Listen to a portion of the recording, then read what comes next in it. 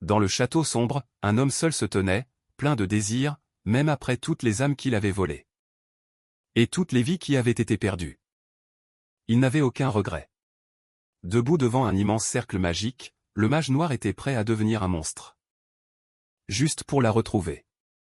Le karma, plus on accumule de bonnes actions, plus de bonnes choses nous reviennent. Y compris l'argent, la célébrité et même l'amour. Kyo a choisi de vivre avec rien d'autre que la vertu. Et s'attendait à recevoir la bonne fortune en retour. Maintenant, il ne peut que se demander où il s'est trompé. Peu importe les efforts qu'il y met, ses bonnes intentions finissent toujours par se retourner contre lui. Le jeune homme venait d'avoir 25 ans. Et avait consacré sa vie à ne faire que de bonnes choses. Enfant, il avait un jour grimpé à un grand arbre pour récupérer un ballon de football pour d'autres enfants. Après être monté très haut, un grand sourire aux lèvres, il réussit à mettre la main dessus. Et le relança à ceux qui attendaient en bas. Ils le remercièrent à peine après l'avoir attrapé et se détournèrent pour reprendre leur jeu. L'échelle de l'arbre est renversée, mais il s'en fiche. Et ignore les pleurs du garçon qui les a aidés. Se sentant désespéré et sans autre choix, il décide de sauter de tout en haut. Bien qu'il atterrisse de manière impressionnante à plat sur le sol, la force de l'impact lui laisse une cheville blessée. C'était tellement injuste, surtout qu'il essayait seulement de faire quelque chose de bien. Comme pour prouver son point, le ballon de tout à l'heure lui frappa le visage. Il a toujours essayé de faire ce qui était juste pour ceux qui l'entouraient. Un jour, à l'école, il a vu un nœud papillon au milieu des couloirs. Pensant que quelqu'un l'avait fait tomber, il le ramassa avec l'intention de le déposer aux objets trouvés. Avant qu'il ne puisse le faire, une voix sèche l'interpella. C'était un groupe de garçons costauds l'accusant d'avoir pris le nœud dans les toilettes des filles. L'idée même était ridicule, mais il ne pouvait pas se défendre, car quelques filles à proximité le traitaient déjà de voyeur avec des visages dégoûtés et méprisants. Ils le qualifièrent tous de pervers. Il essaya de corriger le malentendu à plusieurs reprises. Cependant, l'un des garçons avait déjà posé la main sur lui, disant qu'il détestait ce genre de personnes. Sous son impulsion, tout le monde commença à piétiner le corps sans défense de Kyo. Même en grandissant un peu, la situation n'a. Et lui a demandé un peu de monnaie. Il a donc fouillé dans ses poches pour trouver quelque chose à donner, il ne lui restait presque rien. Et qu'il n'allait probablement pas finir le mois avec ce qu'il avait. En s'excusant, il a tendu quelques pièces au pauvre homme qui, à sa grande surprise, l'a méprisé pour lui avoir donné si peu. Alors qu'il essayait de comprendre ce qu'il venait d'entendre, une fiente d'oiseau lui est soudainement tombée sur la tête. Le mendiant a dit que c'était bien fait pour lui, que ce n'était qu'une ordure. C'était complètement absurde. Et c'était comme si le monde entier s'était retourné contre lui. Mais il y avait une chose dont il était sûr, il n'abandonnerait jamais.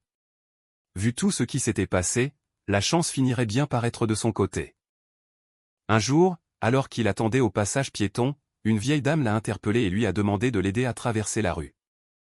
Le jeune homme a volontiers proposé de porter ses sacs. Et l'a laissé s'appuyer sur lui pendant qu'il marchait. Ils ont traversé en un rien de temps, mais l'expression de son visage a soudainement changé. Alors qu'il lui souhaitait une bonne journée, elle s'est mise à crier à l'aide de nulle part, l'accusant de l'avoir agressé. Comme la fois précédente, ses tentatives pour s'expliquer furent vaines face au vacarme de ses accusations. Et les gens ont immédiatement supposé que c'était vraiment une personne horrible. Tout ce qu'il avait fait, c'était de l'aider à traverser la rue, il n'avait rien fait de mal, mais Kyo n'a eu d'autre choix que de s'enfuir pour se sauver. Parvenant de justesse à s'enfuir, il a réalisé que ce devait être une malédiction. Mais il n'avait aucune idée de pourquoi cela arrivait. C'est alors qu'un pot de fleurs est tombé d'en haut. Pour cet homme qui n'avait jamais eu une seule pensée malveillante de sa vie, la céramique s'est brisée en même temps que son crâne. Et il s'est retrouvé au sol. Tremblant, sans comprendre ce qui venait de se passer.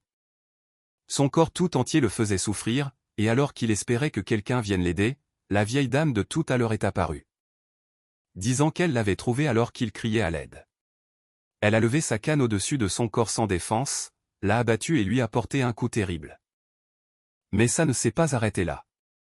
Sur ses mains tremblantes, la femme a continué de frapper de toutes ses forces. Donnant la mort à un jeune homme innocent qui voulait seulement aider les autres. Les yeux de Kyo se sont soudainement ouverts et il s'est redressé d'un bond, se demandant s'il était mort. Une porte brillante et magnifique est apparue devant lui, et avec elle, un ange divin. Qui l'a salué avec un sourire bienveillant. Lui tendant la main, il s'est présenté comme étant Gabriel. Il était venu pour montrer au garçon sa destination. À sa grande surprise, sa prochaine destination était l'enfer. Incapable d'y croire, il a frappé furieusement le sol de son poing en disant qu'il n'avait fait que passer sa vie à bien se comporter. En entendant cela, l'ange réfléchit un instant. Et confirma que ses paroles étaient vraies. Comme les comptes n'étaient pas bons, il a examiné la situation et a invoqué la balance du jugement. Pour vérifier ce qui avait pu se passer. Le plateau aux flammes rouges s'est affaissé sous un poids incroyable. Comme on pouvait s'y attendre, il y avait un défaut de conception, car il vivait une vie où son karma était totalement inversé. Chaque créature vivante possède une énergie karmique. Normalement, plus on accomplit de bonnes actions, plus on a de chances que le bien nous revienne. C'est tout le contraire dans son cas, et sa gentillesse générait au contraire un karma négatif. Puisqu'il a fait énormément de bien, son karma est dans le pire état possible, encore pire que celui de n'importe quel criminel odieux.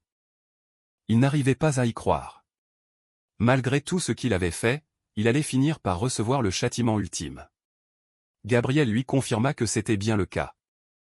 Il était en effet destiné à souffrir une agonie éternelle en enfer. Heureusement, c'est un ange qui n'abandonne jamais ceux qui sont sous sa protection. Il trouva une solution sur le champ. Il claqua des doigts et fit apparaître des images des différents mondes de l'univers. La Terre était juste devant eux, mais ils ne pouvaient malheureusement pas renvoyer le garçon dans son monde d'origine, où la magie n'existe pas. La seule option est de l'envoyer ailleurs, au moins dans un monde où existe quelqu'un de semblable à lui. Ouvrant un portail vers un immense château, l'être divin suggéra d'y aller. C'est un endroit doté d'une magie multidimensionnelle. Et le mage qui s'y trouve vient d'essayer un sortilège interdit, le laissant avec un corps dépourvu d'âme. Kyo prendra sa place et vivra sa vie. Même si ce n'est pas clair pour l'instant, il comprendra bien assez tôt. Et il recevra un petit cadeau. Pour compenser son karma inversé.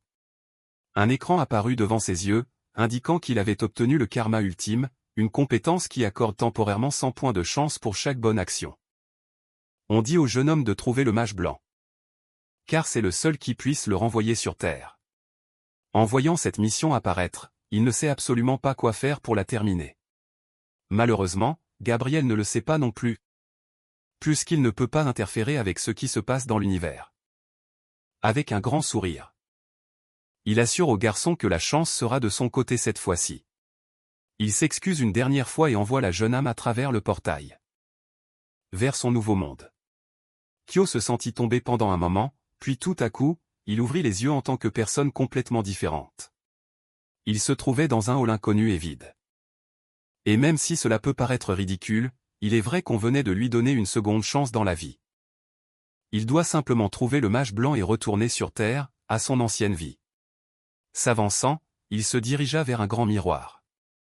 Et jeta un œil à sa nouvelle apparence. Il est étonnamment beau, pas mal du tout. Maintenant, il doit juste en savoir plus sur la vie que menait l'ancien propriétaire de ce corps. Alors qu'il y pensait, la porte derrière lui s'ouvrit en grand, laissant entrer une lumière vive dans la pièce sombre. À sa grande surprise, des voix rugirent depuis l'autre pièce, le vénérant et acclamant le tout-puissant mage noir. Comme si cela ne suffisait pas, toutes les personnes devant lui étaient des monstres. Un serviteur s'approcha par derrière, demandant à son maître de ne pas oublier sa robe. Les orques, les gobelins. Et les démons acclamaient l'homme qui n'avait jamais accompli une seule bonne action. Et qui est connu pour avoir commis les crimes les plus atroces au monde. L'incarnation du mal en personne. Le mage noir. Kyo ferma la porte précipitamment, les mains tremblantes, en voyant l'armée de monstres l'acclamer. Il réalisa qu'il devait partir de là au plus vite. C'est alors que le serviteur de tout à l'heure vérifia si tout allait bien et demanda qui diable il était. Le nom du gobelin est Groth. Le tout nouveau conseiller du Seigneur. Qui a été assigné hier seulement. Quant aux centaines de monstres devant son château, le mage noir leur aurait ordonné de tous se rassembler aujourd'hui. Après tout, il prévoyait une attaque sur les villages humains environnants. Kyo lui dit d'annuler immédiatement tous les plans liés à cela. Le conseiller est surpris et déçu. Disant qu'il pensait que c'était ce que le Seigneur désirait. Jurant tout bas. Il sent qu'il n'a pas le choix et claque des doigts. Des flammes consumèrent son corps, mais il resta sans émotion, ne comprenant pas pourquoi il s'immolait par le feu. Le corps du seigneur bougea de lui-même et utilisa sa magie pour dissiper le brasier, laissant son serviteur sous le choc. Suite à cela, la fenêtre du système apparut à côté de lui, indiquant que la compétence karma ultime était activée. Grodd s'agenouilla, implorant le pardon et demandant la miséricorde de la mort. Il comprend que c'était son erreur, mais il ne veut pas finir comme les conseillers précédents, dont les cris des âmes résonnent encore dans les couloirs du château. Kyo ne comprend pas de quoi il parle, alors le gobelin pointe les murs.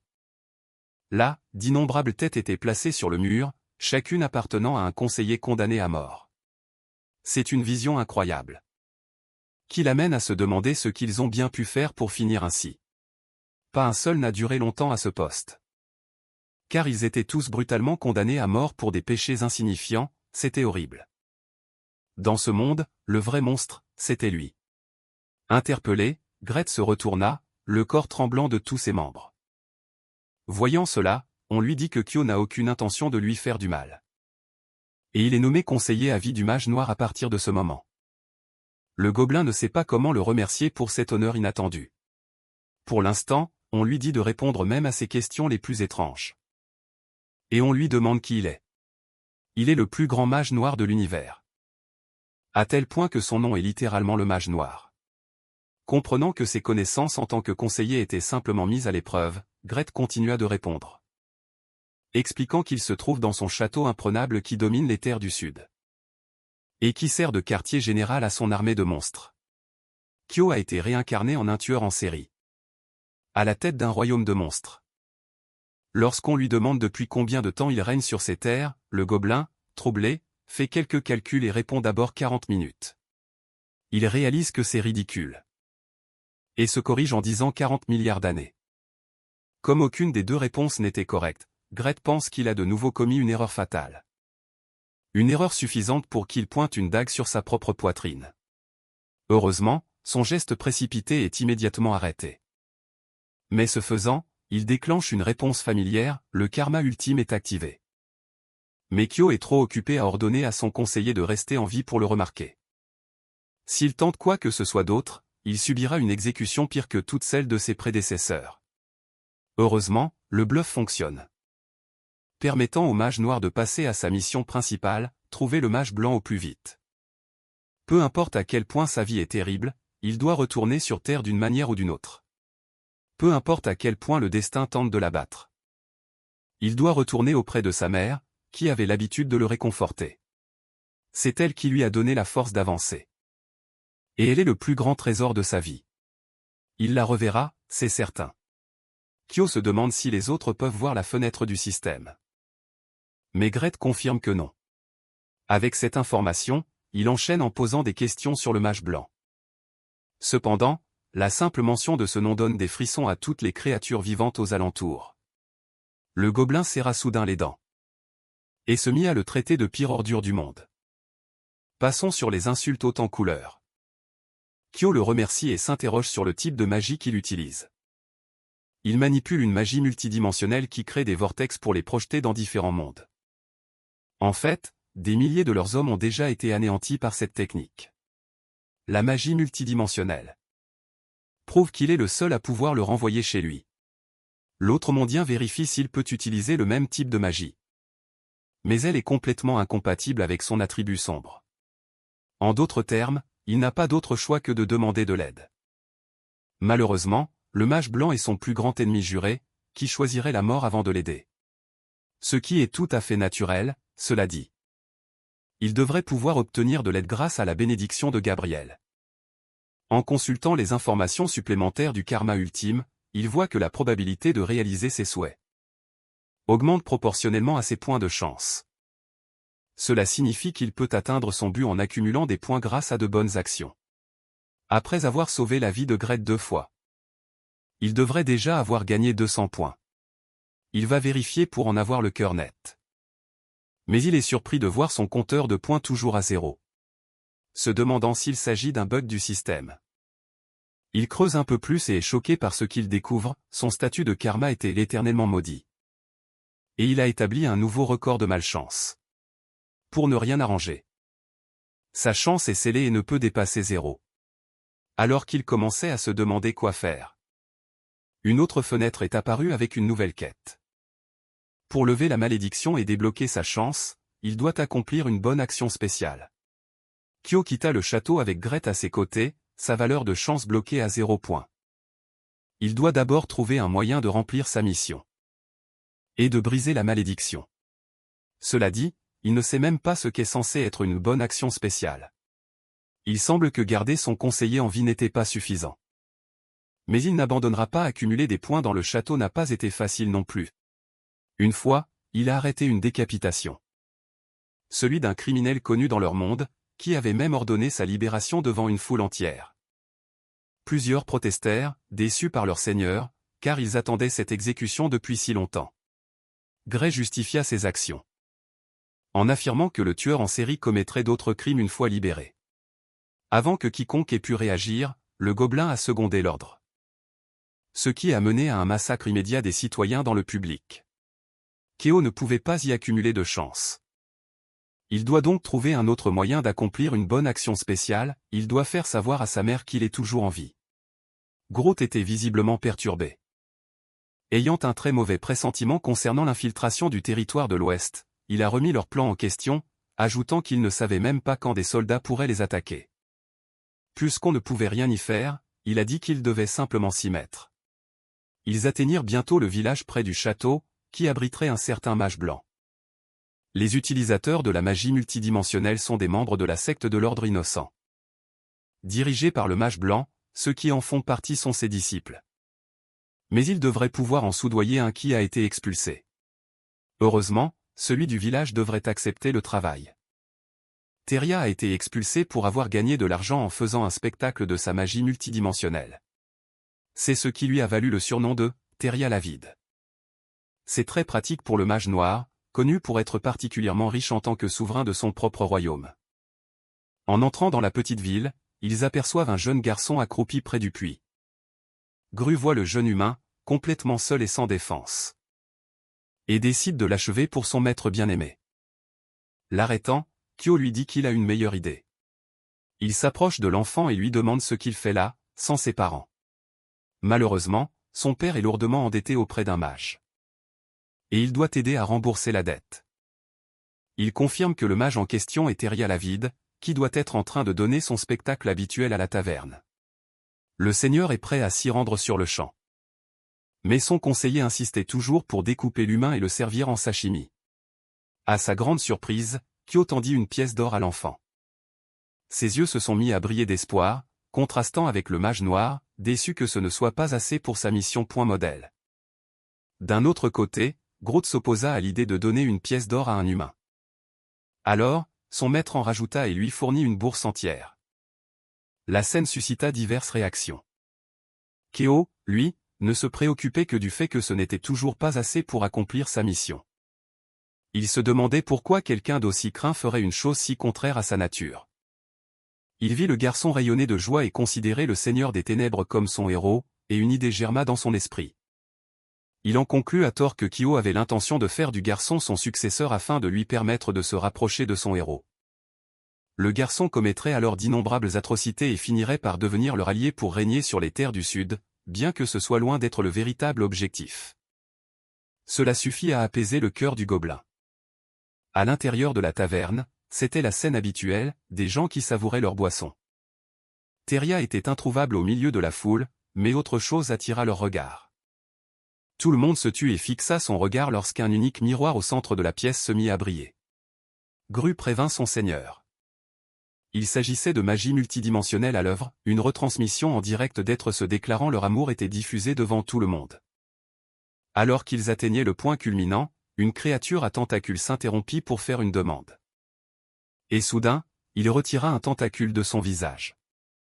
Il demanda à sa bien-aimée de l'emporter avec elle.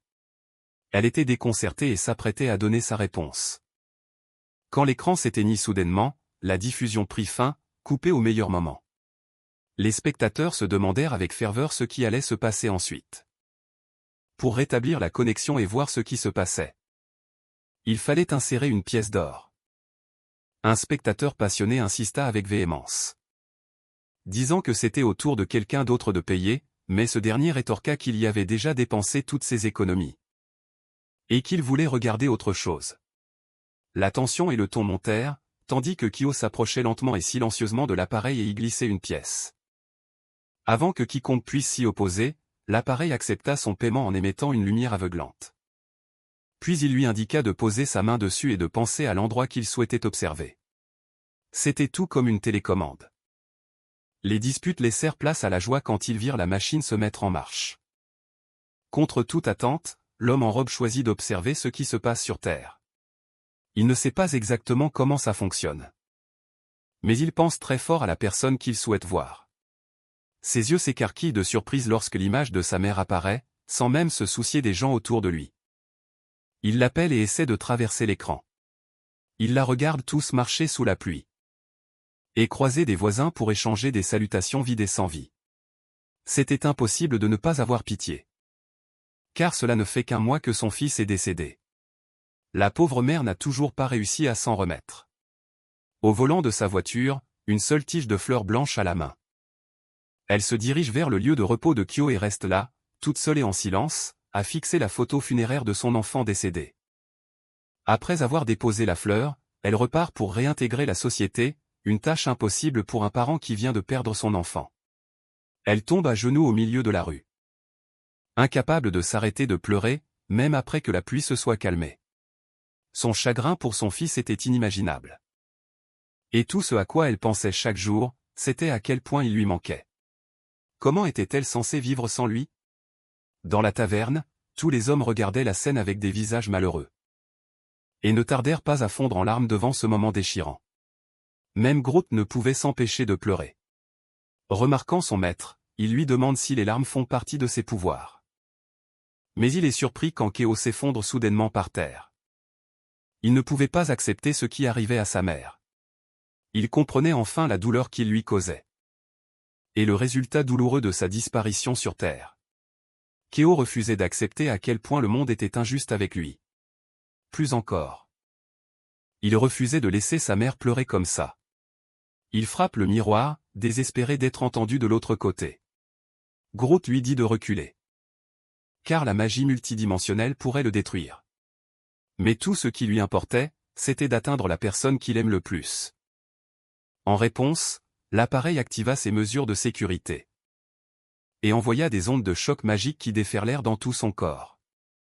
Pourtant, il endura avec toute sa force, réaffirmant sa détermination à atteindre son but. Il était toujours en vie, et il devait le lui faire savoir.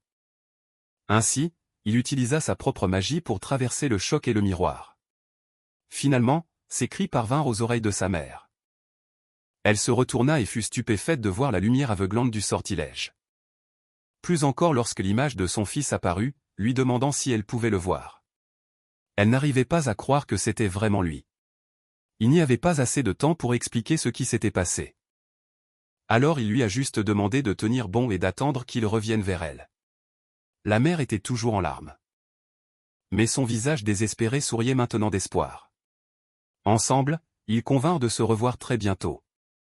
Malheureusement, Kyo a épuisé tout son pouvoir magique. Et ne pouvait plus maintenir la connexion. Le système s'afficha, lui décernant la bonne action spéciale, l'amour d'une mère. Il avait réussi son coup et terminé la mission en mettant fin à la fontaine de larmes de sa parente. Il avait réussi à lever le sceau. Sa malédiction éternelle le transformait maintenant en l'être maudit. Les points de chance et le karma de Gabriel qui étaient temporairement désactivés peuvent maintenant être utilisés selon sa volonté. Même si ce n'est que pour une courte période. L'accumulation de bonnes actions devrait multiplier sa chance. Avant qu'il ne puisse y réfléchir davantage, les hommes de tout alors reprirent leur dispute à propos du spectacle. L'un d'eux n'avait plus rien et utilisa ses pieds nus après avoir vendu ses chaussures. Pour en chasser un autre à coups de pied. C'est ainsi qu'une bagarre générale éclata dans tout le bar. Tout ça parce qu'ils voulaient regarder un spectacle, en fait. Ils semblaient prêts à tout sacrifier pour ça. Groot presse son maître de partir. Avant que la magie multidimensionnelle ne rende tout le monde fou. Cependant, une pinte de bière lui percuta la tête. Et se renversa sur tous ses vêtements. Le peu de patience qui lui restait s'évanouit rapidement et il retira sa capuche. Pour maudire et tuer ces misérables humains. Pour une raison quelconque, Kyo sentit sa tête. L'odeur de la bière était étrange. Mais il est sûr de l'avoir déjà rencontré dans les souvenirs du mage noir. Il a préparé une concoction similaire. Un élixir addictif. Il se déplace pour vérifier les tonneaux et appelle son conseiller à le rejoindre. Quelque chose n'allait pas dans cette taverne. Quelque chose de probablement caché à proximité. Comme prévu. Il trouve une bouteille contenant un étrange liquide bleu attaché au fût de bière. Il confirme ses soupçons dès qu'il la détache et y jette un œil. C'est l'élixir addictif. Pas si différent de celui qu'il avait fabriqué. Theria a drogué l'alcool. Pour rendre tout le monde dépendant de sa magie. Et prendre leur argent. C'est probablement ce qui est arrivé à l'enfant près du puits. Dont le père a probablement gaspillé tout l'argent de sa famille ici. À ce moment-là, les hommes turbulents de tout à l'heure interpellèrent les étrangers bizarres et petits. Puisque ce sont eux qui ont lancé la dernière diffusion. Ils doivent avoir de l'argent à dépenser qu'on les force maintenant à utiliser pour leurs spectacles inutiles. Leur agressivité déclenche la colère de Groth. Qui refuse de tolérer les menaces contre son maître. Heureusement, Kyo l'arrête avant qu'il ne tue tout le monde dans la pièce. Disant qu'il connaît un moyen de sauver tout le monde. Dans l'esprit du mage noir se trouvaient des souvenirs clairs de l'antidote de l'élixir, toutes les formules. Et les nécessités étaient gravées quelque part. Il le trouve assez vite et reproduit immédiatement le sort qui peut libérer les victimes. Il le lance d'abord sur tout le monde dans la taverne. Une étrange clarté envahit soudainement la pièce et l'esprit de chaque client s'éclaircit, leur permettant de se souvenir de leur famille. Ensuite, un immense cercle magique est apparu au-dessus du village.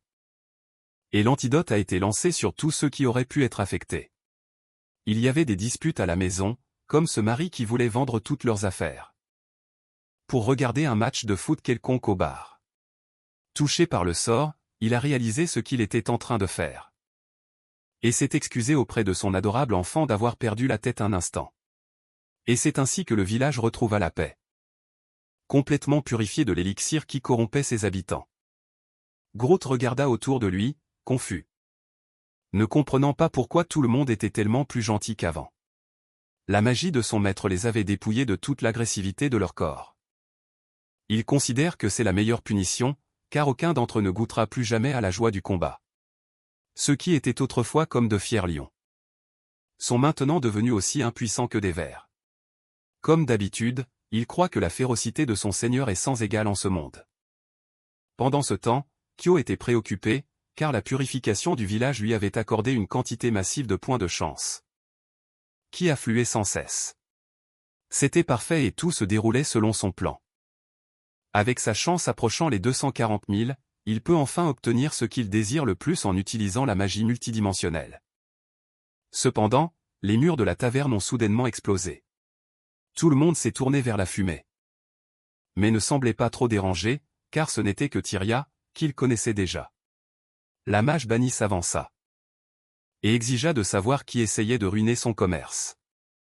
Les étrangers rencontraient Theria pour la première fois et sont choqués de découvrir que c'est en fait une femme. Elle confirme ses mauvais pressentiments. Et voit que tout l'élixir s'est évaporé de la bière. Elle cherche le coupable de la purification de masse dans la foule, mais les clients habituels nient tous avoir fait quoi que ce soit aux boissons. Par conséquent, elle tourne son attention vers les deux personnes, l'homme étrange et le gamin.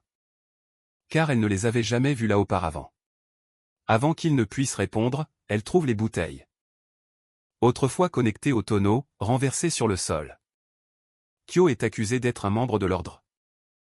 Qui s'en prend maintenant à elle aussi. Lui disant de bien retenir ses paroles, elle jure de ne jamais céder face à des ordures comme eux. Et invoque un cercle magique flamboyant sous ses pieds. Le mage noir maudit la situation.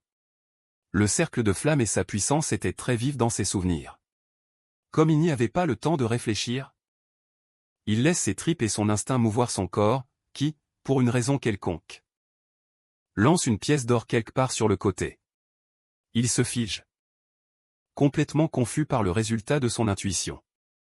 Theria était bien décidée à le tuer sur le champ, et l'énorme explosion sous lui le prouva. Alors qu'elle le consumait entièrement. Son karma ultime s'activa, lui laissant 3 minutes de pure chance. La pièce qu'il avait lancée plus tôt a heurté une conduite d'eau qui, par une chance miraculeuse, a éclaté et a éteint toutes les flammes qui le recouvraient. Aucun des deux mages ne pouvait croire ce qui venait de se passer, mais c'était passé trop près pour être à l'aise. Kyo se demande s'il a inconsciemment déclenché un sort. Tout comme lorsqu'il a sauvé Groth au château. Mais ce qui s'est passé maintenant ne ressemble pas du tout à ça. Il a simplement lancé une pièce. En la voyant coincée dans le tuyau. Il comprend enfin comment ça marche. Pendant ce temps, le gobelin n'a pas été sauvé du feu. Et n'a eu d'autre choix que d'enlever la robe qui couvrait son identité. Malheureusement, cela révèle sa vraie nature à tous les humains qui les entourent. Après une pause gênante, la réalité qu'un monstre se trouvait là s'est imposée. Et les humains ont chargé pour tuer leur ennemi juré. Kyo s'est interposé entre eux et a dit à son conseiller de rester en arrière. Il a également retiré sa cape. Mais au lieu de la colère et de la violence. La peur a rempli le cœur des humains quand ils ont réalisé qu'ils étaient en présence du tristement célèbre mage noir. Chacun d'entre eux s'est enfui. À l'exception du membre banni de l'ordre. Pour une raison quelconque, Teria a souri en saluant le grand ennemi en personne. Modèle. La prime sur sa tête vaut 100 milliards de pièces d'or. Mais d'après ce qu'elle a entendu, il était si faible en tant qu'immaculé que la mage blanche s'est détournée de lui avec honte. Si elle y met toute sa force, elle pourrait peut-être le battre. Et devenir la personne la plus riche au final. C'est dommage, mais Kyo ne maîtrise pas encore ses pouvoirs. Et il mourrait s'il combattait de front, il doit donc tout miser sur la chance une fois de plus.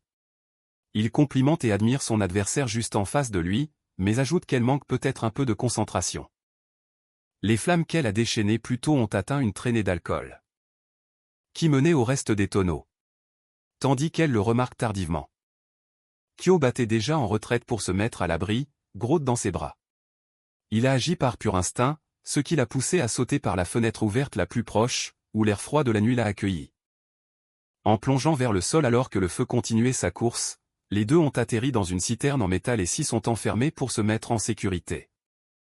À peine une seconde plus tard. La taverne entière a été soufflée par une énorme explosion, détruisant tout sauf la citerne où ils se cachaient. Il ne restait plus qu'à s'échapper à la faveur de la fumée. Ils ont marché à travers les vestiges de l'établissement, encore en flammes. Pendant ce temps, Groth sautillait de joie à l'idée de déguster des humains délicieusement rôtis. Cependant, la bataille n'était pas encore terminée. Alors que Tyrion est apparu et a interpellé le mage noir, lui disant qu'il lui faudrait encore 100 ans avant de pouvoir la vaincre. Il a regardé la fenêtre de son système. Et a vu qu'il lui restait encore une minute de chance, ce qui signifiait qu'il devait agir maintenant s'il voulait espérer vaincre l'ennemi. Sur ce, il se moque d'elle, déclarant qu'il n'a même pas besoin d'utiliser son pouvoir pour gagner et lui demande si elle pense honnêtement pouvoir le battre. Comme prévu, cela la provoque. La mage blanche, avide et refusant d'être prise de haut, projette un torrent de flammes. Il est presque carbonisé, mais Kyo trébuche sur une pierre et esquive le coup en tombant par terre. N'en ayant pas fini, elle invoque un autre cercle magique sous lui, et plusieurs autres dans les environs. Il n'y avait plus d'échappatoire, car elle était déterminée à utiliser tout ce qu'elle avait. Pour en finir avec lui. Heureusement, il restait 5 secondes à sa chance miraculeuse. Au dernier moment, juste au moment où il allait être incinéré. Un geyser de pétrole l'a projeté haut dans le ciel. Loin du feu. Elle n'arrivait pas à y croire, mais il avait esquivé toutes ses attaques. Les citoyens des environs l'ont vu. Et en ont conclu que l'explosion de la taverne avait fait jaillir du pétrole des profondeurs du sol. Ayant épuisé toutes ses forces. Tyria tomba à genoux, impuissante et vaincue. Elle ne pouvait même plus bouger et se demandait si c'était vraiment ici qu'elle allait mourir. À sa grande surprise, les flammes disparurent. Groth interpella son maître, disant que c'était trop tôt. Et qu'elle n'était pas encore assez cuite. Il ne comprenait pas, mais Kyo s'approcha et s'agenouilla près de son ennemi, promettant qu'il n'avait aucune intention de l'abandonner là. En regardant son visage affaibli, un souvenir envahit son esprit. Parmi les souvenirs du mage noir. Il voit le propriétaire originel du corps s'effondrer au milieu d'une chapelle en feu. En larmes, il tenait le corps sans vie d'une femme au milieu de la chaleur et de la destruction. Il hurlait d'agonie et de chagrin, refusant d'accepter qu'elle venait de mourir dans ses bras. Tyrion rougissait de la façon dont il la serrait contre lui. Pendant que Kyo pensait à la femme qui était morte dans les bras du mage noir. Celle qui se trouvait dans les siens se pencha soudainement pour l'embrasser sur les lèvres. Choqué par ce geste inattendu. Il devint rouge pivoine et recula d'un bond, lui demandant ce qui lui prenait. De son côté, elle s'excuse. Et dit qu'elle pensait que c'était ce qu'il voulait qu'elle fasse. Se sentant en partie responsable, il détourne la tête. Et explique qu'il était juste perdu dans ses pensées. Quoi qu'il en soit, la jeune femme est prête à tout. Il lui demande ce qu'elle est prête à faire s'il lui laisse la vie sauve. Le mage noir l'assure qu'il n'a aucune intention de la tuer et lui tend la main. Et lui demande de le suivre à la place. Il se trouve justement qu'il a besoin de son pouvoir. Bien que confuse, elle prend sa main et marche à ses côtés. Pendant ce temps, Groot est resté figé. La mâchoire pendante, incapable de comprendre ce qui se passait devant lui. Un coup d'œil à sa fenêtre de statue apprend à Kyo que tous ses bonus de chance ont. Et son pouvoir s'est dissipé. Ses points de chance sont revenus à 0. Il avait pu libérer ce pouvoir plus tôt. Grâce à sa connexion avec sa mère, mais seulement de façon temporaire. C'est probablement à cause de son statut de maudit. Qui devrait avoir une quête pour y remédier. En y jetant un œil, il est surpris de voir un onglet indiquant qu'il a commis trop d'atrocités. Mais il ne peut pas explorer ça davantage, car ils sont déjà arrivés à la résidence de Terry. Elle dit que c'est un peu à l'étroit, bien que l'endroit soit complètement spacieux et somptueux à l'intérieur, tandis que Groot est ébloui par tout cet or. Kyo demande si elle a été achetée avec l'argent des villageois. Elle lui assure donc que le manoir, au moins, lui a été transmis par ses parents. Sentant le mensonge, il passe outre et lui dit sans détour qu'il a besoin de sa magie multidimensionnelle, en particulier pour aller sur une autre planète. Cette déclaration la pousse à le traiter de fou. Mais elle n'a même pas le temps de s'éloigner que la lame du gobelin se retrouve près de son visage. Sommée de surveiller ses paroles, elle explique simplement qu'elle est trop faible, car sa requête requiert des niveaux de mana astronomiques. Seule la mage blanche serait capable de faire une telle chose. Avec son pouvoir actuel, la seule chose qu'elle puisse faire, hélas, c'est de voir l'état des autres mondes. Retourner dans son monde ne sera pas si facile, après tout. Il sourit, se disant qu'heureusement, il est le tout-puissant mage noir et qu'il s'améliorera sûrement si on lui enseigne les bases. Ainsi, il lui demande de lui servir de professeur de magie. Et de lui transmettre tout ce qu'elle sait. Cette requête ridicule la pousse à demander s'il est un idiot qui a perdu la tête, mais le regard noir de Gretz transforme sa question en une interrogation polie sur cette étrange demande. Le gobelin dit que son seigneur teste ses connaissances. Et qu'un échec la condamnerait à être consumée par des flammes impitoyables. Comprenant la situation, elle avoue qu'elle ne peut tout simplement pas lui enseigner quoi que ce soit, parce qu'il est le mage noir. Même s'il est le grand et tout-puissant mage noir, il existe deux types de magie opposés dans le monde, la magie blanche et la magie noire. Plus un mage en maîtrise une, plus l'autre devient inutilisable. En d'autres termes, le seigneur de la magie noire, l'ennemi juré de la mage blanche, ne peut pas apprendre cette technique. De plus, la magie multidimensionnelle est la quintessence des sorts de magie blanche. Pour quelqu'un qui a maîtrisé l'autre face de la médaille, c'est le pouvoir le moins compatible qui soit. C'est un peu comme demander à un requin de faire de l'alpinisme.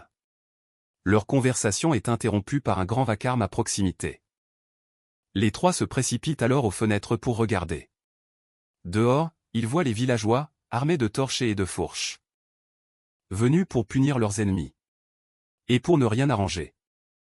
Ils ont amené des soldats pour soutenir leur cause. Tyrion les corrige et dit que c'est l'ordre immaculé. Tous s'écartèrent pour former un chemin, le long duquel avançait la mage blanche. Sa seule présence suffisait à donner des frissons à ses ennemis. Tout était fini. Kyo n'imaginait pas que sa plus grande adversaire arriverait si tôt. Puisqu'il n'est pas de taille à l'affronter, il n'a pas d'autre choix que de s'enfuir immédiatement. Mais malheureusement, pas sans Teria. Elle ne peut pas simplement partir et abandonner son palais. Ainsi que tout son argent. Mais il n'en a que faire. Et l'entraîne de force. Avant qu'il ne puisse les atteindre, le seigneur des monstres invoque un cercle magique pour les ramener tous chez lui. Ils disparaissent à l'instant même, ne laissant derrière eux que les traces du cercle pour les villageois. Ils sont arrivés trop tard. De retour au sombre château, un groupe de disciples s'est rassemblé autour d'un cercle familier. Et psalmodié pour que l'espace se courbe et que les portes s'ouvrent. Kyo et les autres apparurent au centre, et il fut soulagé de voir qu'ils étaient tous rentrés sains et saufs dans sa forteresse. Heureusement qu'il avait préparé une issue de secours à l'avance. En particulier avec la magie de transfert que Groth avait aidé à mettre en place. Alors qu'il commençait enfin à apprécier la magie noire, il vit les disciples autour de lui tomber au sol un par un, jusqu'à ce qu'il n'en reste plus aucun debout. Quand il demanda ce qui se passait, le gobelin expliqua simplement qu'il s'agissait des cadavres sacrifiés pour la magie de transfert. Leur corps gisait là, brisé. Groth était fier de la magie de téléportation, l'un des sorts les plus puissants du monde des gobelins. Kyo, lui, était furieux de ne pas en avoir été informé. Mais le conseiller considérait cela comme un détail mineur et sans importance. Ce qu'il ignorait, c'est que ces détails mineurs alourdissaient le karma de son maître. Dans un flashback, les rues animées d'une ville sont remplies de marchands et d'habitants vaquant à leurs occupations quotidiennes. À l'intérieur d'une boutique, une jeune femme nommée Sylva, qui deviendra une sorcière dans le futur, balayait le sol en silence, entourée de marchandises et de poteries empilées. En sursautant, elle bouscule accidentellement une grande jarre en argile.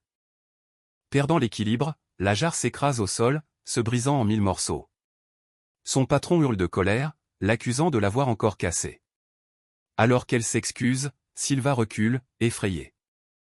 Hurlant qu'elle était bonne à rien, le patron la jette violemment hors de la boutique et lui ordonne, furieux, de dégager de sa vue. Il la menace de ne jamais revenir. Dehors, Sylva s'effondre, tendant faiblement la main, les larmes aux yeux. Jusqu'à ce que la porte de la boutique se claque devant elle, la coupant complètement du monde. Sylva traverse la rue la tête basse, tandis que les gens autour d'elle chuchotent et la dévisagent. Les villageois murmurent, la traitant de maudite et conseillant aux autres de s'en éloigner.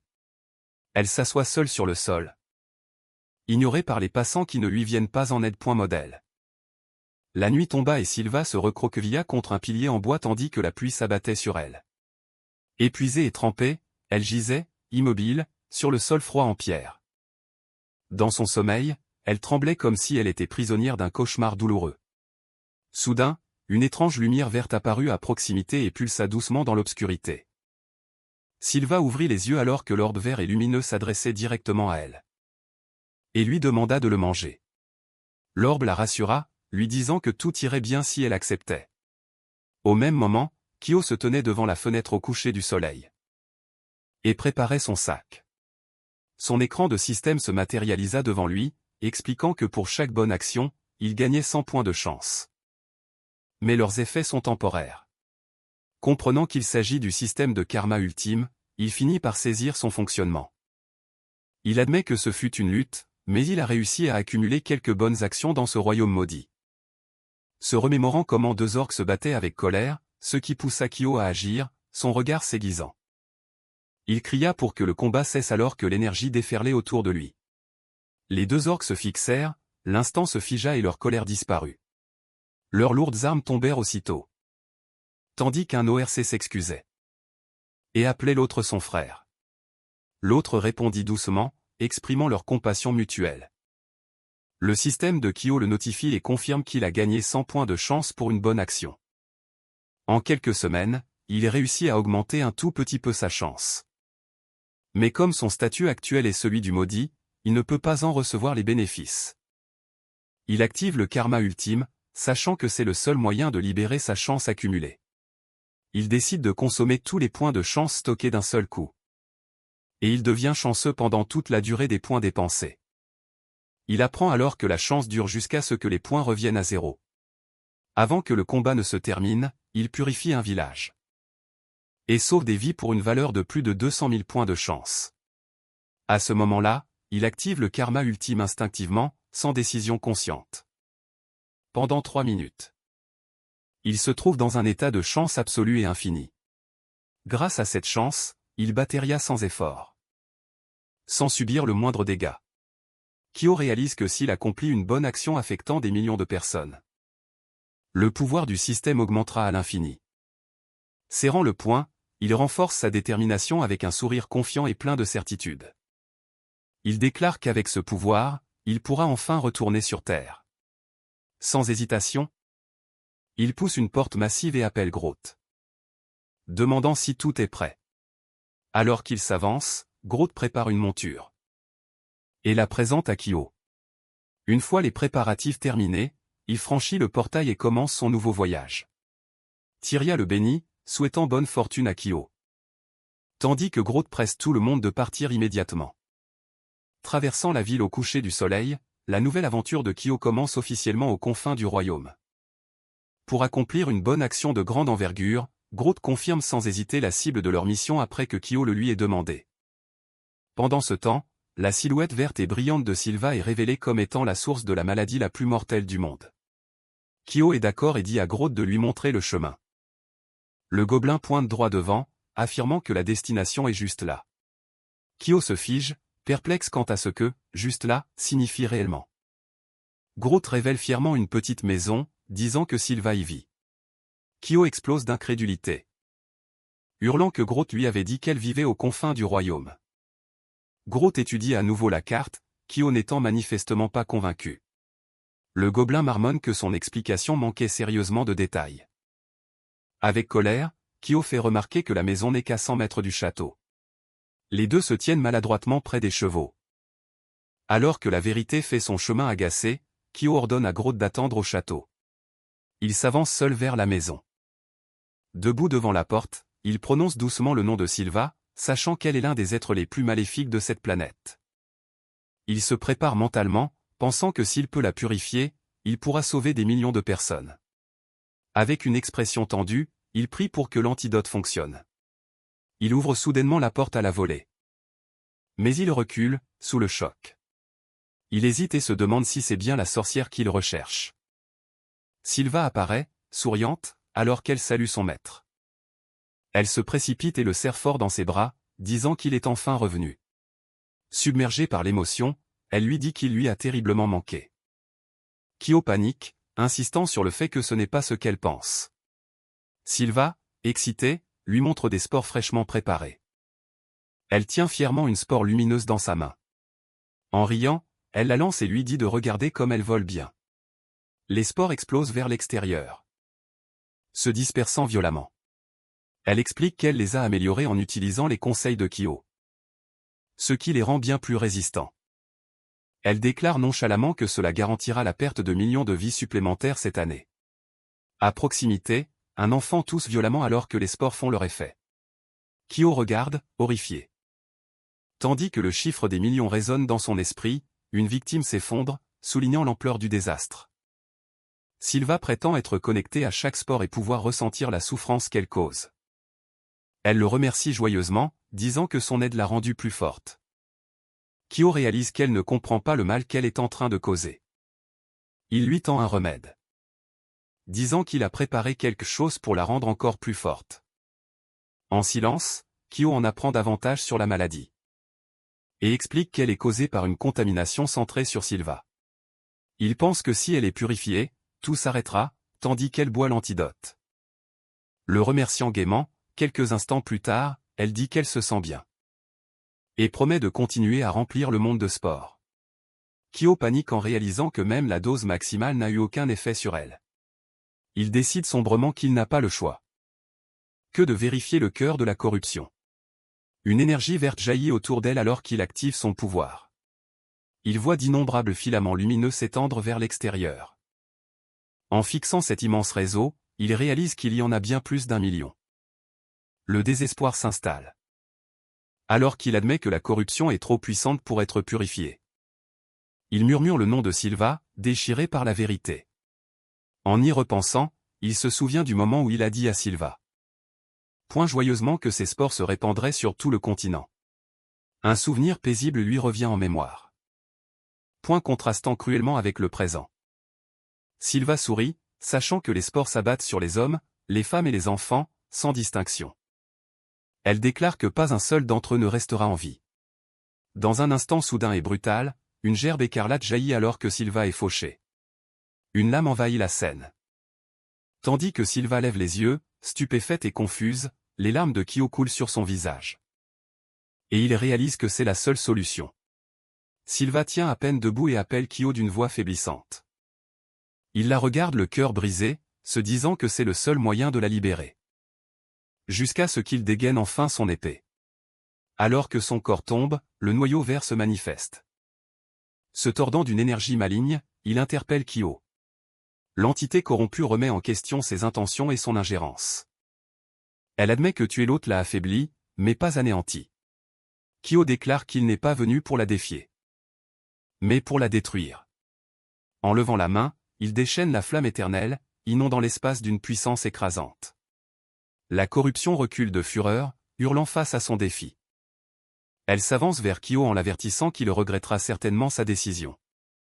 Entourée par une décharge de magie qui s'intensifie, l'attaque de Kyo explose cependant vers le haut, transperçant l'entité corrompue. Son regard s'aiguise. Alors qu'il canalise un contrôle absolu sur le sort, le rayon jaillit, s'étirant à l'infini au-delà de l'atmosphère. Une énergie verte semblable à des éclairs se propage à travers les cieux. L'explosion se propage en ondes dans le ciel, annonçant l'effondrement de la corruption. Ailleurs, un enfant malade est alité. Alors que l'énergie atteint le monde, l'enfant se réveille en sursaut. Tandis que la force revient dans son corps, un message système apparaît et indique « Bonne action, octroi de points de chance ». Alors que d'autres victimes se sont également rétablies, les familles se retrouvent, les gens réalisent qu'ils sont guéris, tandis que les notifications de chance s'accumulent rapidement à travers la ville. La planète elle-même se met à briller alors que les bonnes actions accumulées se multiplient. Kyo regarde, incrédule, les chiffres augmenter sans fin. Ses points de chance montent en flèche au-delà de toute compréhension. Le système confirme que sa chance a dépassé 1 milliard, faisant réaliser à Kyo que ce pouvoir garantit son retour sur Terre. Il tient doucement Sylva, refusant de l'abandonner à son sort. Il promet de la sauver avant de rentrer chez lui. Un léger sourire se dessine sur son visage alors qu'il affermit sa résolution. Il active le karma ultime, s'enveloppant d'une énergie divine. Le système annonce « Chance maximale atteinte ». Temps restant limité. Il prend conscience du pouvoir qu'il a enfin obtenu. Le système confirme son statut de chance divine, les enveloppant tous les deux d'une protection. Pendant ce temps, un faisceau de lumière colossale jaillit dans l'espace. Tandis qu'un ovni est pris dans l'explosion, faisant crier de terreur son pilote. La météorite massive pulvérise l'ovni en plein vol, augmentant la panique de l'extraterrestre. Il réalise que la météorite est en trajectoire de collision avec la planète. Ailleurs, le mage blanc observe le déroulement des événements. On découvre qu'il s'apprête à anéantir une tribu entière de centaures. La panique se propage à l'arrivée du mage blanc, tandis que les survivants reçoivent l'ordre de fuir immédiatement. Les centaures craignent que le mage blanc ne tente de les projeter dans une autre dimension. Un rayon doré est libéré. Mais sa magie est réfléchie et déchirée par la force du météore. La collision submerge les environs d'une lumière aveuglante. La catastrophe se termine par une domination absolue. Un rayon doré zèbre le ciel. Il vise directement la capitale. L'impact frappe la ville, les bâtiments se brisant sous une force écrasante. Une lumière aveuglante éclate. Alors que l'attaque déchire le sol, la poussière et les débris consument les ruines en silence. Kyo regarde, sous le choc, luttant pour comprendre ce qui vient de se passer. Son expression se durcit. Alors qu'il sent quelque chose d'anormal, il réalise que le phénomène est de la magie multidimensionnelle en voyant sa mère sur Terre avec un pouvoir si immense. Il croit qu'il peut la traverser. Étreignant Sylva, il la supplie de ne pas le quitter et lui promet de la sauver avec ce pouvoir. Appelant sa mère, il atteint le portail. Et il promet de revenir dès qu'il aura sauvé Sylva. Il force son corps à avancer. Alors qu'une énergie dorée le frappe en retour, la résistance le submerge, le faisant vaciller à mi-chemin. Il crie désespérément. Essayant d'atteindre sa mère à travers la barrière, elle se détourne, sentant quelque chose d'étrange l'appeler. Le portail commence à se fermer, le coupant complètement. Kyo se débat, réalisant qu'il ne peut pas passer. Sylva atteint faiblement son visage, lui disant que certaines choses dans ce monde ne peuvent être changées. Elle explique que la magie blanche ne peut être utilisée par Kyo. Car il est un mage noir. Même avec toute la chance du monde, elle lui dit que les morts ne peuvent être ramenés à la vie. Alors que Kyo s'agenouille dans les ruines, sa main tremble en se pressant contre le sol fissuré. Kyo pleure en tenant Sylva, refusant d'accepter cette fin. Sa forme spectrale apparaît, laissant Kyo sans voix. Elle prétend avoir tout vu, y compris son pouvoir et sa destinée. Elle lui dit que les choix douloureux sont inévitables. Même si son cœur est plein de regrets, il doit aller de l'avant. Elle admet n'avoir jamais voulu blesser personne, révélant qu'elle voulait seulement être aimée. Sylva le remercie pour tout. Alors que sa forme commence à s'estomper, Kyo la regarde disparaître, sa résolution se durcissant. Il l'embrasse une dernière fois, incapable de cacher sa douleur. Alors qu'elle gît paisiblement, Kyo note que Sylva a causé des dizaines de millions de morts sur cette planète. Et ce qui l'attend, c'est le plus profond et le plus sombre des enfers. Le système de Kyo apparaît. Et l'informe que son karma ultime durera 1 minute et 30 secondes. Soudain, il jure qu'il n'abandonnera jamais la fille la plus malchanceuse de cette planète. Une magie noire interdite déferle. Alors qu'il invoque un arcane ancien, l'incitant à entrer en ascension astrale, dépassant les limites du destin lui-même. L'âme solitaire de Sylva dérive dans un vide cramoisi. Isolée et suspendue dans le silence. La confusion s'installe alors qu'elle prend conscience. Incapable de reconnaître son environnement, elle se retourne. Sentant une présence invisible l'observer depuis les ténèbres, un œil cramoisi massif s'ouvre, révélant l'abîme et affirmant sa domination. La voix déclare que son âme est creuse, érodée par le vide, irréparable. Le choc et le déni l'inondent alors qu'elle explique qu'elle a été manipulée par une entité maléfique. Un écran de jugement apparaît, nommant Sylva comme une pécheresse responsable d'innombrables morts. Le verdict est rendu, un châtiment éternel. L'expiation par le purgatoire. L'abîme confirme que les archives sont absolues et sans appel. Elle est condamnée comme étant irrécupérable, son sort scellé par une loi immuable. Elle nie désespérément les accusations, insistant sur le fait qu'elle n'a jamais voulu de telles horreurs. Des larmes coulent alors qu'elle réalise que la punition ne peut être annulée et qualifie le verdict d'injuste. L'abîme remet froidement en question son sens de la justice. Insensible à son désespoir, l'œil cramoisi se rapproche. Sa présence est écrasante alors qu'il lui ordonne d'essuyer ses larmes. Une vérité cruelle est déclarée, personne ne viendra la sauver de ce destin. Les yeux de Sylva tremblent alors qu'elle supplie que ça s'arrête, la peur s'emparant d'elle. La foudre éclate soudainement alors qu'une force écrasante s'abat sur l'œil écarlate, son corps réagissant instinctivement. Une main familière la tenant doucement. Kyo arrive et fend le chaos, implorant Sylva de tenir bon. L'abîme réagit avec fureur. Sentant un intrus dans son domaine, des archanges noirs sont invoqués, avec l'ordre de capturer l'intrus sur le champ.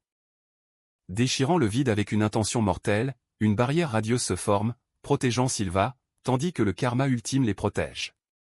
Un énorme rayon de puissance jaillit, forçant les attaquants à reculer. Alors qu'ils les prennent en chasse, Kyo réalise qu'ils sont plus nombreux. Et ils sont toujours à leur poursuite. Le danger se rapproche rapidement. Ailleurs dans le purgatoire, une présence lointaine s'agite au même moment. Sisyphe continue son châtiment éternel, inconscient de la distorsion qui se déroule. Son calvaire est enfin terminé. Jusqu'à ce que sa cheville se brise soudainement. Une autre alerte système confirme que le karma ultime reste actif. Les secondes défilent. Sisyphe hurle de stupeur alors que le rocher dévale vers lui. Soudain, Kyo le voit rouler et remarque la situation de Sisyphe. Le rocher est sur le point de heurter une arête vive. Alors que Kyo se rapproche et est incapable de réagir, sa valeur de chance monte soudainement en flèche, encore plus haut, tandis que le compte à rebours continue. La masse colossale s'écrase vers le bas, forçant les archanges noirs à s'arrêter. Ils se figent, stupéfaits par une interruption impossible. L'impact brutal s'ensuit, les dispersant complètement. Cependant, Kyo se stabilise. Déclarant que tout est sous contrôle, il note qu'ils se sont déjà assez éloignés du purgatoire pour s'échapper. La confiance emplit son expression tandis qu'il dit « Nous y sommes presque ». Un grand portail céleste et radieux apparaît, rayonnant d'une autorité divine. Les archanges noirs apparaissent soudainement. Les armes croisées, ils bloquent le passage. Kyo s'arrête, incrédule, alors qu'il les rattrape, tandis que les archanges noirs lui ordonnent de faire demi-tour. Après avoir percé l'enveloppe de l'enfer cauchemardesque, une frappe aveuglante éclate, submergeant leur formation. En un seul instant, les archanges noirs sont projetés au loin, leurs plumes s'éparpillant alors qu'ils perdent le contrôle. Kyo regarde en arrière, choqué, demandant qui a bien pu faire ça. Soudain, Gabriel descend du ciel, bloquant le chemin avec une lumière divine écrasante. Il s'approche calmement et promet de prendre soin de Sylva. Alors qu'il appelle Kyo son ami, lui demandant de la laisser devant les portes du paradis. Kyo observe en silence, se sentant soulagé. Il tend la main vers la porte sans hésitation. Le mot paradis résonne dans l'esprit de Kyo. Alors que la lumière inonde sa vision, il interpelle silencieusement Sylva, reconnaissant sa longue souffrance. Il insiste sur le fait qu'il y a un endroit plus approprié pour elle que le paradis. Kyo s'élance vers le haut, déchirant le ciel en direction des portes. Atteignant finalement les portes du Nirvana. Gabriel crie à Kyo de s'arrêter, l'avertissant que Sylva ne peut pas passer, révélant que le Nirvana est un royaume réservé uniquement aux âmes les plus pures. L'avertissant qu'ils ne feront que s'écraser contre la porte. La lumière s'intensifie alors que Kyo continue d'avancer malgré tout, tandis que l'écran du système s'active. Et révèle que le karma ultime a été déclenché et que sa chance monte en flèche au-delà de toute limite. Un compte à rebours commence. Alors que sa puissance augmente de manière incontrôlable, Kyo murmure le nom de Sylva, sa résolution inébranlable. Il accélère, déclarant que son cauchemar prendra fin ici. Gabriel panique, accusant Kyo d'essayer de la briser complètement. L'avertissant que la porte ne s'ouvrira pas, résistant avec une force divine. Des fissures se forment alors que la pression monte de l'intérieur même de la porte, figeant Gabriel de stupeur tandis que l'impossible se produit. La porte s'ouvre de l'intérieur. Une présence dorée et aveuglante émerge, rayonnant de sérénité et révélant un Bouddha d'or qui demande ce qui se passe. L'être divin note que même le Nirvana lui-même réagit, perturbé par l'agitation de Kyo. Alors qu'il fonce, le Bouddha est stupéfait. Confus par l'intrusion. La silhouette de Sylva apparaît, baignée d'une lumière chaude. Ses yeux s'écarquillent alors qu'elle prend conscience. Elle réalise avec joie qu'elle a atteint le paradis. Elle appelle Kyo alors que son expression s'adoucit, remplie de soulagement. Elle le remercie pour tout. Alors qu'elle s'éloigne de plus en plus, Gabriel la regarde, incrédule, admettant qu'elle a vraiment réussi. Le Bouddha, en colère, convoque Gabriel. Il lui demande ce que le mage noir fait dans leur royaume, mais celui-ci explique calmement que tout n'était qu'un malentendu. Le corps de Kyo commence à s'estomper alors qu'il accomplit sa tâche. La fumée commence à se dissiper tandis qu'il reprend conscience. Et il se réveille au milieu des décombres, allongé à côté du corps de Sylva. Sylva gît paisiblement, les yeux fermés et libérés de toute souffrance. Kyo la regarde en silence, espérant qu'elle trouve enfin le bonheur. Pendant ce temps, sa paix est confirmée et réside au sein même du Nirvana. Sylva est assise seule au bord du rivage, dessinant des symboles sur le sol. Quelqu'un l'appelle doucement par son nom. Ses nouveaux amis l'invitent à jouer. Elle sourit et accepte leur invitation. Excitée par sa nouvelle vie, son dernier dessin demeure, capturant le souvenir de Kyo et Groot. Pendant ce temps, sur Terre, la silhouette tranquille d'une ville marque le début d'une autre journée ordinaire. Un trousseau de clés est ramassé, signalant que quelqu'un s'apprête à sortir. La porte coulisse, laissant la lumière se déverser dans l'entrée. Soudain, une femme salue chaleureusement Madame Koroda alors qu'elle marche avec un homme à ses côtés. La mère de Kyo écoute en silence, son expression indéchiffrable. Elle répond calmement au salut, sa voix douce. La jeune femme remarque que Koroda semble de meilleure humeur aujourd'hui. Et lui demande si elle se rend sur la tombe de son fils pour y déposer des fleurs. Koroda décline poliment la suggestion qui lui est faite. Elle lève les yeux au ciel, persuadée que son fils peut toujours l'entendre. Un anneau doré se forme, montrant le groupe se refléter dans sa lumière. De l'autre côté, Kyo observe à travers le portail, les yeux remplis de nostalgie. Il presse sa main contre la barrière qui les sépare. Teria remarque qu'il s'attarde, se demandant ce qui occupe ses pensées. Groot le complimente, le qualifiant d'esprit le plus brillant qui soit. Convaincu que Kyo doit être en train de préparer quelque chose de terrifiant. Jusqu'à ce qu'il réalise quelque chose. Il remarque que Kyo ne cesse de regarder la femme dans le portail. Le mot « mère » résonne. Alors que quelque chose frappe l'esprit de Groot. Kyo partage qu'il commande désormais une armée entière. Et règne même sur un immense château, ce qui pousse Groth à penser qu'il échange des renseignements militaires. Malgré tout, il refuse de perdre espoir. Groth est persuadé que c'est sa mère qui lui a tout appris. Kyo lui demande d'attendre encore un peu, promettant qu'il la rejoindra bientôt. Groth annonce avec enthousiasme son intention de conquérir l'univers. Il crie en s'approchant de Kyo et appelle sa mère. Il prête serment au nom de son clan. Tout en appelant Madame Koroda, mère. Groth lui dédie son épée, scellant ainsi son vœu. Teria hésite. Ne sachant pas comment une telle dévotion devrait même être exprimée. Pendant ce temps, Kyo se tient seul dans le vaste hall, encadré par d'immenses fenêtres. Le temps passe alors qu'il réfléchit aux mois passés dans ce monde. Bien qu'il puisse veiller sur sa mère, il admet n'avoir aucun moyen de retourner sur Terre. Il se souvient de ce que Sylva a dit, que certaines choses en ce monde ne peuvent être changées. En tant que mage noir, il sait que certaines voies lui sont à jamais fermées. Il ouvre la porte de sa chambre. Jusqu'à ce que son regard s'aiguise et qu'il aperçoive quelque chose d'inattendu. Groth, excité, lui fait remarquer que sa mère est de nouveau dans le portail et l'appelle « maman ». Kyo remercie maladroitement Groth, reprenant son sang-froid. Kyo se souvient du passé du mage noir, un ancien membre de l'ordre immaculé, tout comme Teria. Kyo est persuadé qu'il doit y avoir un moyen de redevenir lui-même. Il promet à sa mère qu'il réussira. Son expression se durcit, la détermination remplaçant le doute. Groth déclare qu'il viendra la chercher, quoi qu'il en coûte. Kyo ordonne à Teria d'arrêter la diffusion. Avec un dernier regard, il annonce qu'il est temps de partir. La scène change pour montrer des étagères de potions et de matériel de recherche.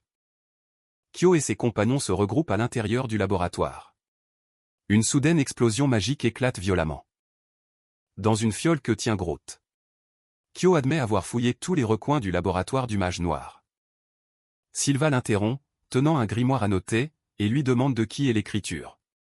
Il répond qu'il ne s'en souvient pas vraiment. Il bluffe en disant qu'il a bien trop d'adorateurs pour pouvoir tous les suivre, mais elle remarque que le texte est écrit dans l'ancienne langue des démons. Ce qui le rend indéchiffrable pour eux deux. Elle reconnaît l'écriture comme l'œuvre indubitable d'un ancien mage et suggère que son auteur sait peut-être comment purifier la magie noire. Son doigt parcourt la tranche du livre. Alors qu'il l'examine attentivement, les pages se tournent d'elles-mêmes, révélant des écritures denses et inconnues. Kyo remarque une signature dédiée au grand mage noir, portant le nom de Talcom. Le nom résonne dans son esprit. Alors qu'il essaie de se souvenir d'où il connaît ce nom, il se rappelle soudain avoir rencontré Talcom il y a bien longtemps, et l'identifie comme un gobelin. Il réagit et appelle immédiatement Gru, lui demandant si le nom de Talcom lui dit aussi quelque chose. Gru demande si le mage fait référence au mage Talcom. Gru explique que Talcom est l'un des gobelins les plus puissants qui soient. Kyo exprime son enthousiasme et lui demande de le conduire jusqu'au gobelin. Gru hésite, avouant que son clan ne s'entend pas avec la tribu Drogula. Kyo rassure Gru en posant une main apaisante sur son épaule. Il promet que tant qu'ils resteront ensemble, Gru ne courra aucun danger. Ils arrivent sur les terres du sud de la tribu Drogula. Entourés par un ciel cramoisi menaçant, un gobelin sonne du corps pour annoncer leur arrivée. Le groupe avance alors que leur présence est proclamée à grand bruit à la tribu. Kyo reconnaît l'endroit. Se souvenant y être venu de nombreuses fois, il reste calme, se disant qu'il n'y a pas de raison de paniquer. Le mage Talcom apparaît, assis sur son trône, et dégage une grande autorité. Il salue l'arrivée du grand mage noir. Talcom lui souhaite la bienvenue, déclarant que c'est toujours un plaisir de le voir. Talcom observe les nouveaux compagnons qui accompagnent le mage noir. Il fait remarquer que l'un d'eux est un mage blanc. Talcom fait un commentaire sur le demi-gobelin. Notant que de telles créatures sont faites pour les tâches subalternes. Il demande ce qui amène le mage noir ici si soudainement. Kyo déclare qu'il cherche le savoir de Talcom et qu'il veut purifier l'élément de la magie noire. Talcom trouve la requête intrigante. Mais se demande pourquoi le mage désirerait une telle chose. Kyo se dit que tout expliquer serait une longue histoire. Il déclare que pour atteindre son but, la magie blanche doit être utilisée. Talcom explique que la magie noire et la magie blanche ne peuvent coexister dans le même corps. Malgré cela, Talcom propose de préparer un élixir de purification. Il prévient que pour achever l'élixir, il faudra un ingrédient extrêmement rare. Talcom révèle que l'ingrédient nécessaire est le corps d'un mage blanc. Talcom fait calmement signe de commencer la préparation de la potion. Il se demande si le corps d'un mage blanc suffira à lui seul. Teria se crispe alors qu'une main gantée se lève pour la protéger. Kyo intervient, affirmant qu'elle est sa conseillère, exilée de l'Ordre Immaculé et sous son autorité.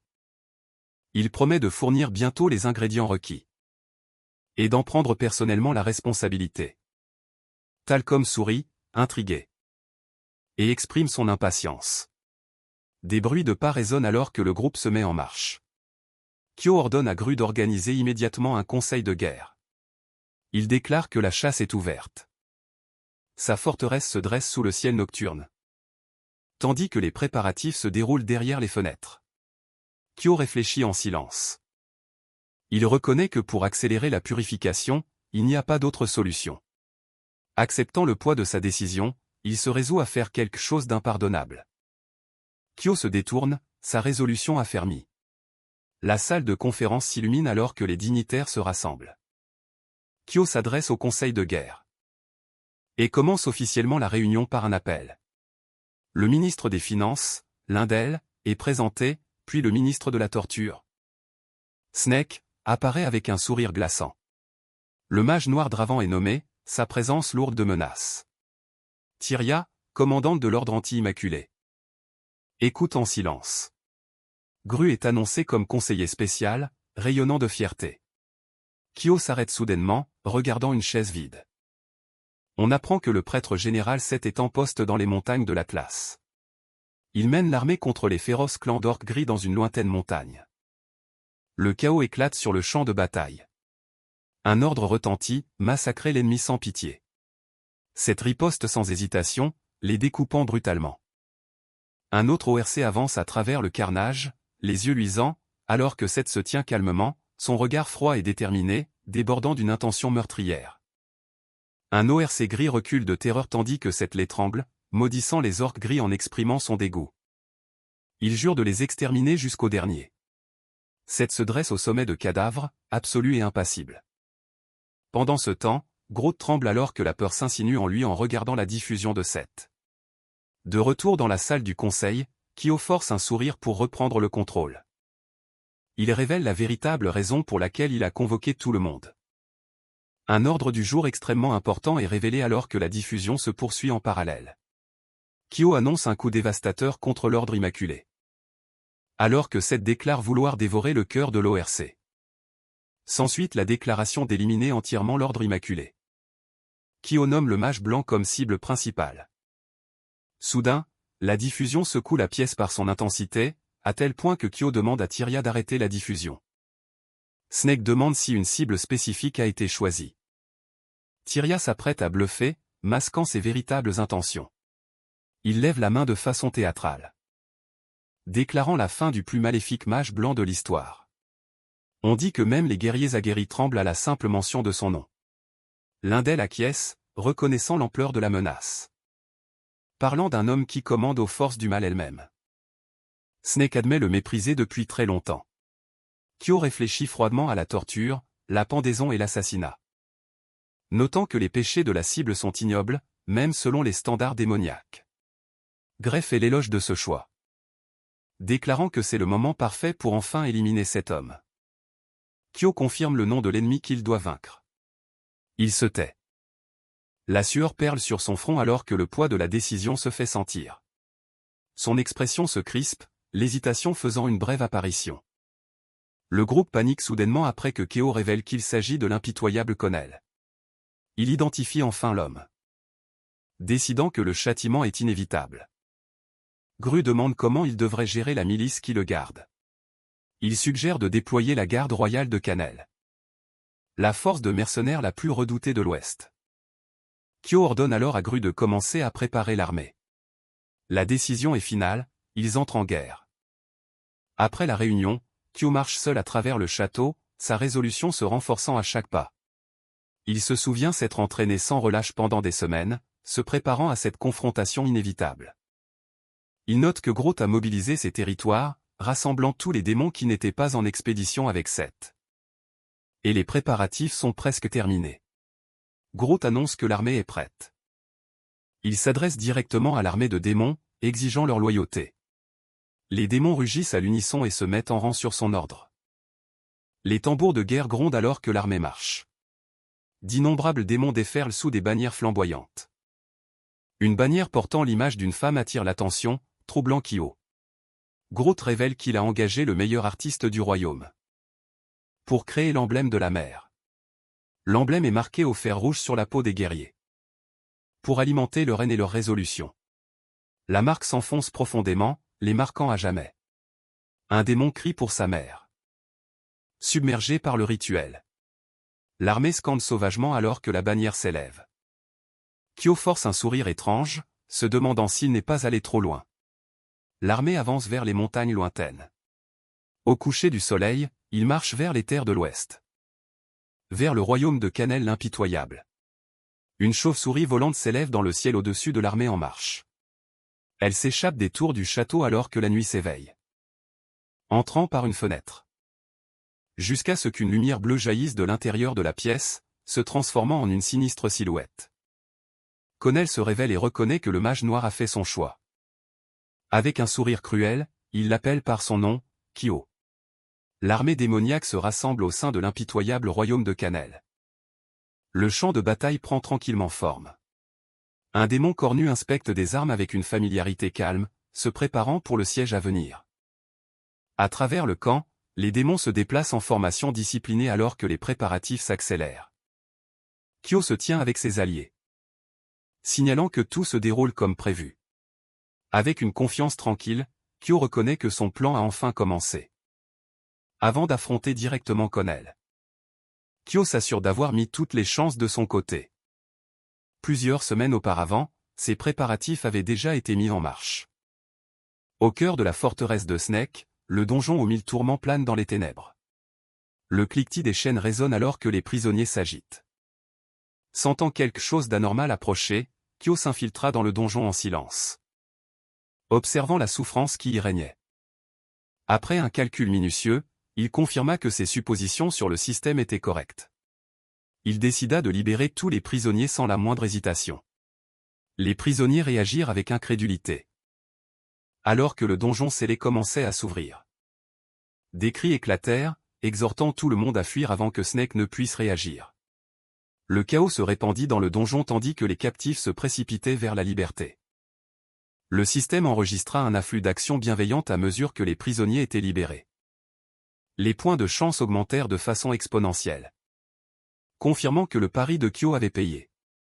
Snake, sous le choc, observait la scène, incapable de comprendre ce qu'il se passait alors qu'elle ordonnait à tout le monde de retourner sur le champ. Snake comprit trop tard que quelque chose avait terriblement mal tourné. 100 000 points de chance sont sécurisés.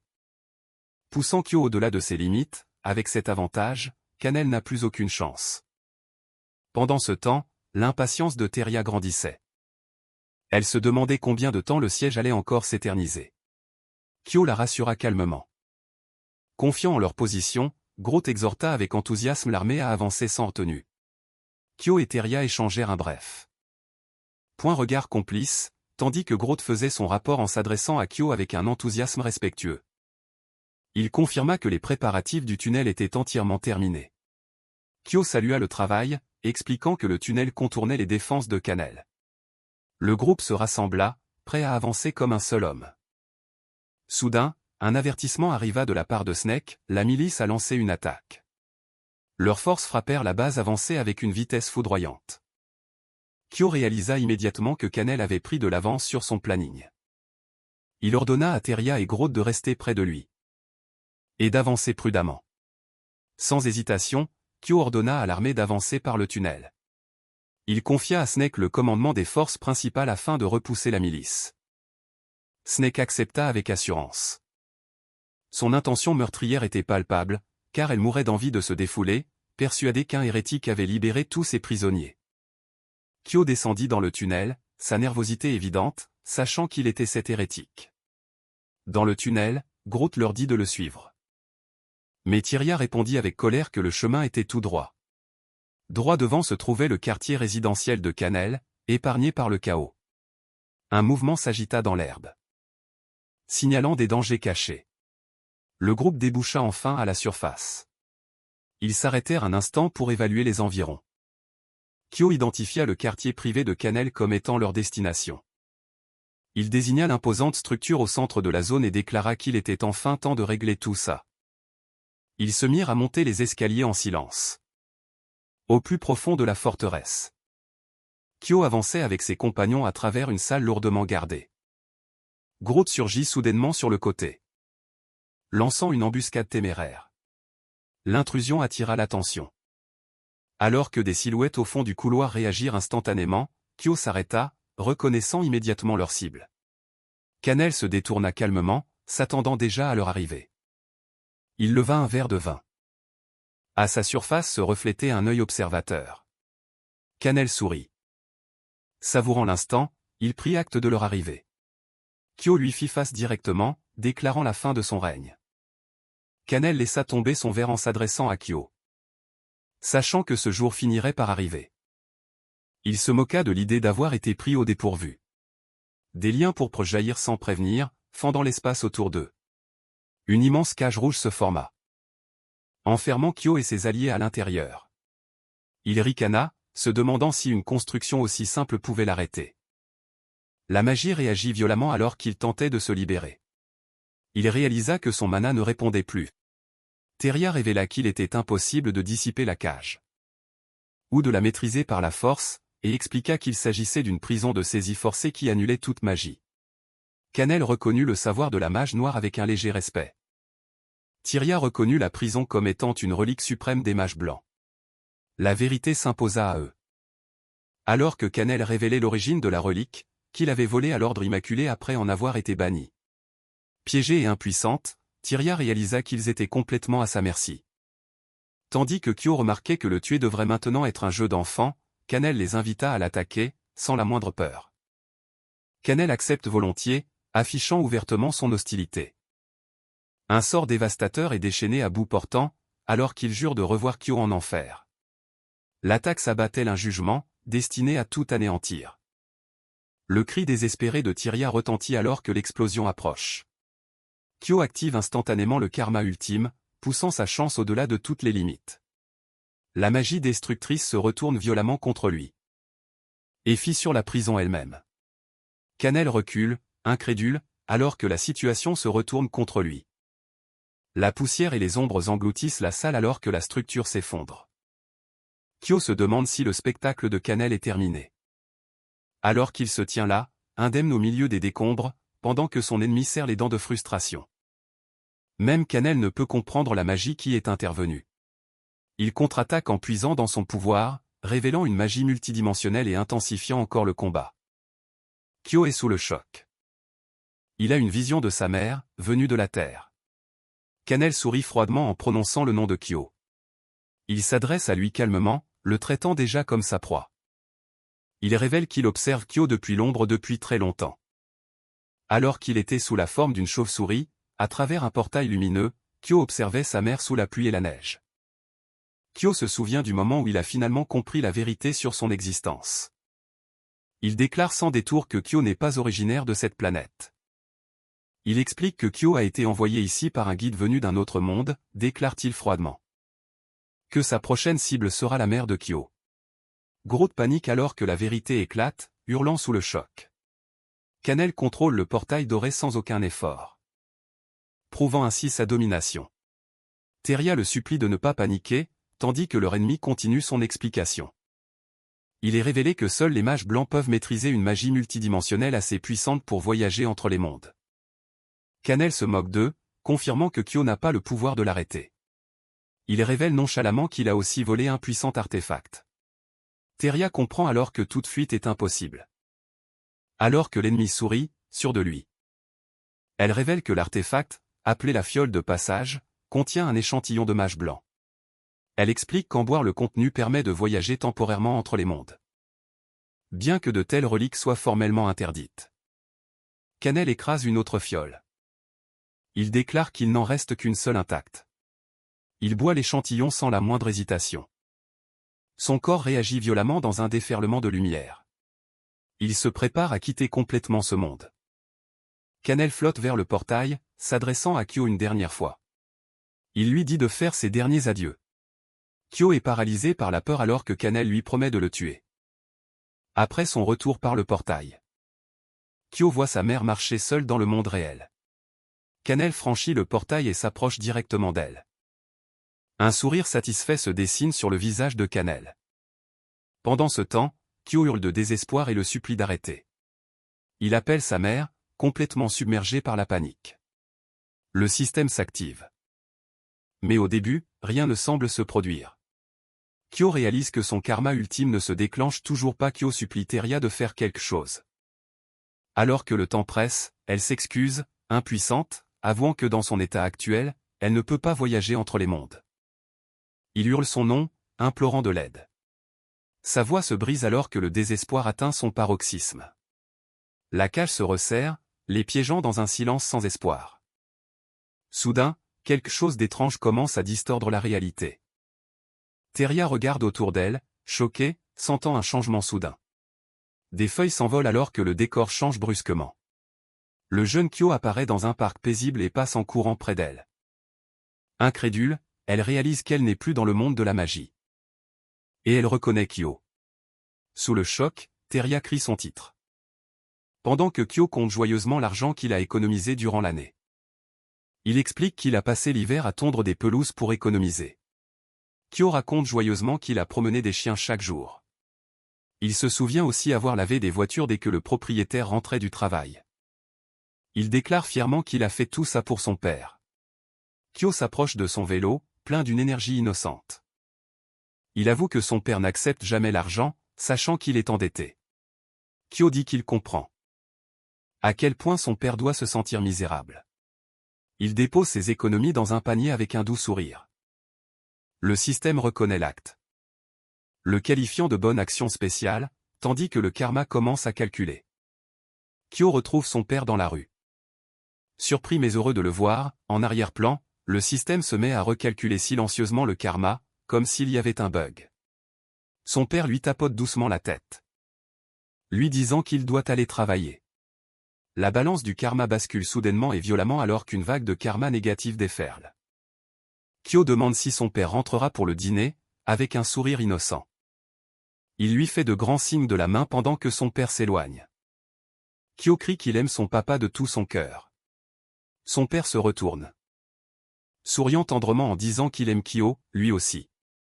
L'instant d'après, un terrible accident se produit sous leurs yeux. Teria regarde, horrifiée, Kyo appeler son père. Elle tremble, sous le choc de ce qu'elle vient de voir. La réalité se met à bugger autour d'elle et la scène change brutalement. Elle se retrouve à un enterrement, observant la famille de Kyo se rassembler. L'atmosphère s'alourdit, emplie de chagrin. Un cercueil orné d'une croix confirme la vérité qu'elle redoutait. Le jeune Kyo s'effondre, submergé par la culpabilité. Les larmes coulent à flot sur son visage. Alors qu'il se reproche la mort de son père, sa mère le serre fort contre elle, lui disant de ne pas dire de telles choses. Kyo avoue qu'au fond de lui, il savait déjà la vérité. Il s'élance et s'effondre alors qu'on crie son nom. Kyo s'excuse encore et encore, convaincu que tout est de sa faute. Il croit que le malheur le poursuit quoi qu'il fasse.